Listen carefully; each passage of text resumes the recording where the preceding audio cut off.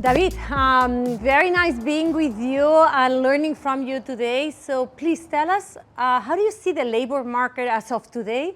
What are the new challenges, opportunities, anything that you can share with us? Thank you, Mireia, for the invitation. I see a lot of opportunities in the labor market, but on the other hand, I see also what I call the paradox of the labor market. Okay. Because I see the people are very well prepared in terms of university degrees, masters, AI, soft and hard skills. But on the other hand, I see a lack of self-awareness. I see sometimes frustration, confusion, and lack of clarity about their career opportunities for the future. So can you give us any tip on how to increase self-awareness? To deep dive and reflect on your strengths, areas for development, also the purpose, and also the values that you have, and try to deep dive in the organizational values to really look for this fit. David, now when you are selecting people, you use a lot of different means, right? So because you use your social media, sometimes you use videos, but in the end there is always an interview, with someone in human resources and many other people. So how to prepare for a good interview? I would emphasize two elements. Let's talk about the elevator pitch. Three elements. One is the inspirational part. You really have to link with your purpose, your dreams. The second one is emotional, to really engage, try to have a good and fluid conversation. And the last one is rational, linked to your results, your experience, your background.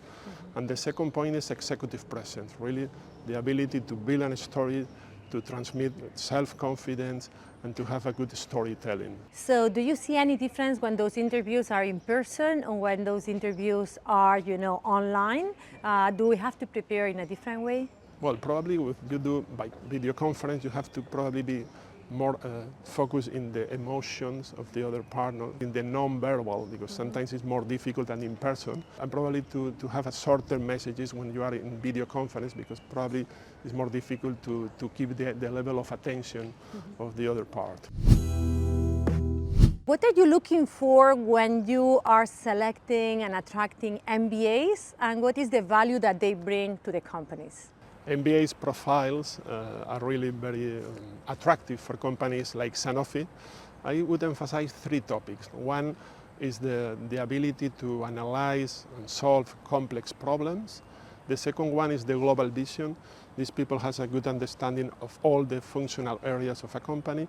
And the third one is resilience, the ability to manage stress, that in today's world is important to face complexity and to face the deep transformation that we are living.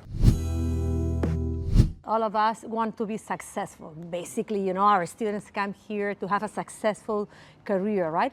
But what does success mean? So from your experience, so how to discover what success means for me and how can I go and then try to achieve it? For me, success is a combination of an individual perspective, fulfillment, flow, but also the collective impact, the positive impact in society.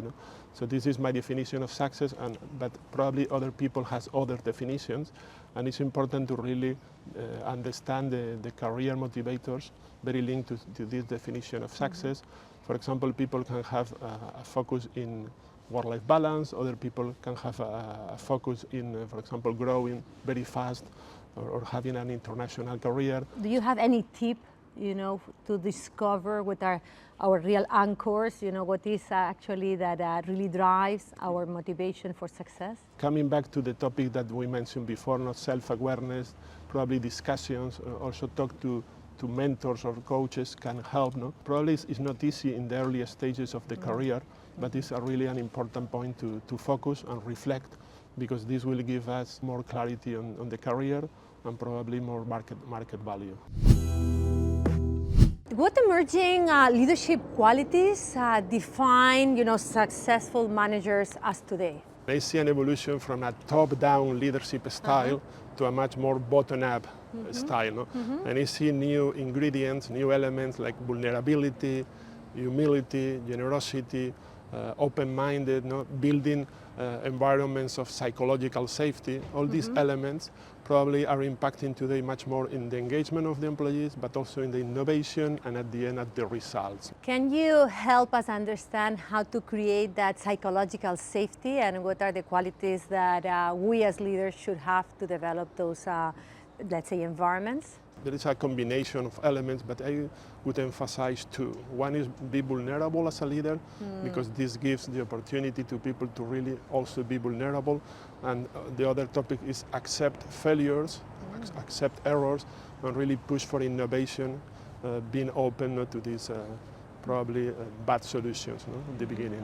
Very good. So David, thank you very much for sharing with us the knowledge that you've developed over the years. Thank you for being so open, and look forward to keep on learning from you on all your posts and all your articles. Thank you very much. Thank you, Mireya.